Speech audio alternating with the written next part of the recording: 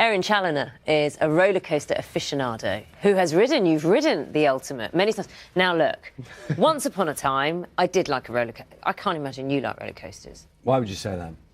Do you like roller coasters, I can't Charlie? bear them. I can't really. I have been on them, Erin. Yeah. I have been on them, but I'm not. No. I'm not queuing up to be on them. But you love them, don't you? Well, I do, yeah. When you're young, especially, they seem so exciting. But as you get older, I don't know, things change. That roller coaster, wooden structure. Yeah. Safe? Did it feel safe? Because you rode it in 2017, didn't you? I did, yeah. At times it did feel a bit unsafe. That's purely and simply because of the fact of it was an older roller coaster. There was that heritage about it. And it gave that rattling sensation that heritage roller coasters do and older wooden coasters do, especially at Blackpool Pleasure Beach, where it didn't feel safe at times, especially the second half of the Ultimate. It felt like a more wilder experience than the first half. The first half kind of felt like a joy walk through the woods, and then the second half felt like a crazy barn ride through the woods on a twisted mine track. So overall, it was a very sensational experience in terms of the heritage and the history around it. 3 years it sat idle. It's just been sort of mothballed. Was that while they couldn't work out what to do? Is that the idea? I think there was a sense of that. I feel like part of it was also down to the new direction of the park, because the park changed ownership not too long ago.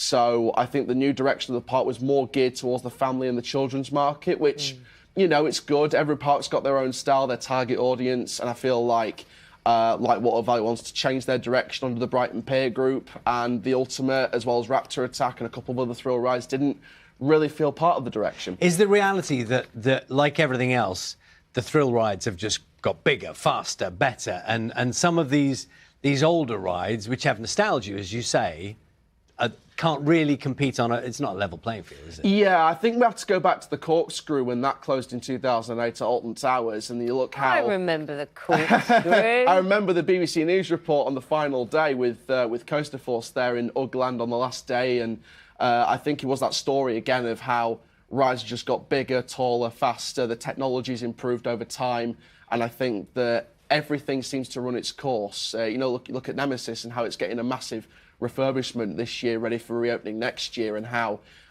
they need to keep up with the times, maintain it, and keep the heritage alive. It's important to keep these heritage alive, but I think with the technology improving and things getting bigger, taller, faster, I think that it was time to come to an end. And I must say, I mean, you referred to the owners, Lightwater Valley's owners, changing the kind of the ethos of the park, and they have said that the investment required to bring this ride up to acceptable standards of safety, it just didn't kind of pay off. What I will ask you, best roller coaster you've ever been on, and why was it so good?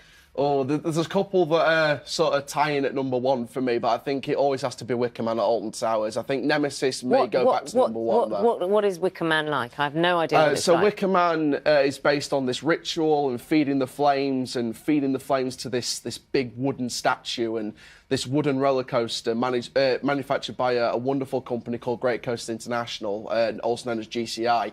And it's the twists and the turns. It's built into a kind of a deep kind of pit, it almost feels like, with a bit of a slanted lift hill at the start.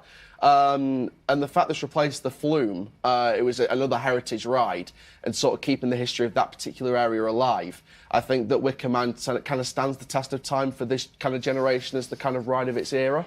I can't pretend that, Aaron, I still kind of like the Scooby-Doo wooden roller coaster thing, you know. It takes me, that's what I like, you know, old disused parks. I know that's not where the money is, but thank you for coming. Do you ever get frightened anymore? You're so immune to it, you just don't get frightened? Yeah, it always just feels like a natural experience at the moment, especially vlogging them as well. I think even vlogging them, I don't really get scared as much as I used to.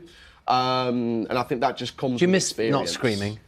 Kind of. Yeah. There is that fear level of it, but no, ever since I started doing the vlogging a couple of years ago, it's kind of felt natural. So it's been a wonderful journey at the moment. Lovely to see this morning. Thank you. Thank you very much. Erin Challoner, thank you.